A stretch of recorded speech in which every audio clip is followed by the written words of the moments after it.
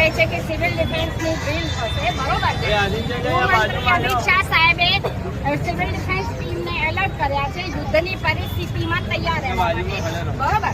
તો એ અમારી civil ડિફેન્સની team છે. આ સાયરન પહેલા, આ સાયરન જે વાગ્યું એ સલંગ સાયરન હતું, સલંગ વાગ્યું, બરોબર. આ સાયરન પહેલા તૂટક સાયરન વગાડવામાં આવે છે સરકારી તરફથી જ્યારે પણ ભયજનક પરિસ્થિતિનું નિર્માણ થાય, કોઈ હુમલો થાય આપણા દેશ ઉપર કે કાંઈક એવી પરિસ્થિતિ થાય ત્યારે આવા સાયરન વાગતા હોય છે. એટલે તૂટક સાયરન વાગે એનો મતલબ છે કે તમે તમારી સેફ જગ્યાએ જતા રહો, યુદ્ધ થવાનું છે ટૂંક સમયમાં, એટલે થોડા મિનિટોમાં, બરોબર.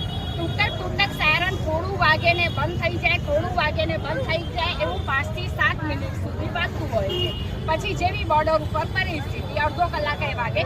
તૂટક સાયરનના સલંગ સાયરનની વચ્ચેનો જે સમયગાળો છે એ સમયગાળા દરમિયાન આપણે યોગ્ય જગ્યાએ સ્થળાંતર કરવાનું છે. સ્થળાંતરનો મતલબ કે આપણે આપણી જે પણ કિંમતી સામાન, કિંમતી વસ્તુઓ છે અથવા તો દવાઓ છે અને ખાસ કરીને એ સમય દરમિયાન વડીલો અને બાળકોનું ખાસ ધ્યાન રાખવાનું છે, બરોબર.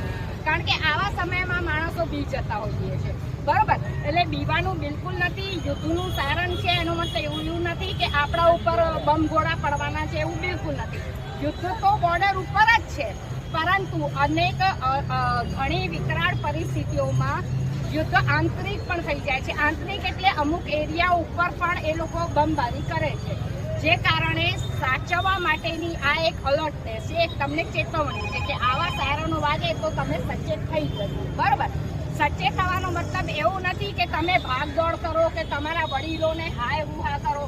એવી પરિસ્થિતિઓની અંદર ખાસ કરીને અટેકની સંભાવના વધારે હોય છે, બરોબર. એટલે ક્લિયર કહી દઉં, આ સાયરનનો મતલબ યુદ્ધ બોર્ડર ઉપર છે, આંતરિક નથી. હા, રાત દરમિયાન જ્યારે સરકાર તરફથી તમને કહેવામાં આવે કે સમાચારોમાં આવે, ખાસ કરીને અફવાઓનો શિકાર તો બિલકુલ ના બનતા. સોશિયલ મીડિયામાં અમુક ઇન્ફ્લુએન્સર ઘણા ખોટા મેસેજ પણ આપે છે, એનોય શિકાર ન બનતા જે સંવિધાનિક આપણા ન્યૂઝ ચેનલો કે એ પ્રમાણે તમે ચાલજો.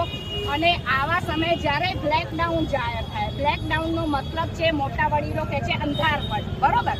અંધારપટનો મતલબ એ હોય છે કે તમારા દરવાજાની નીચેની કિનારીમાંથી રોશનીની કિરણ પણ આવી ના જોઈએ. 1971માં આવી પરિસ્થિતિ ઊભી થઈ હતી. 1971ના યુદ્ધમાં જો કોઈક દરવાજાથી, કારણ કે એ સમય દરમિયાન આર્મી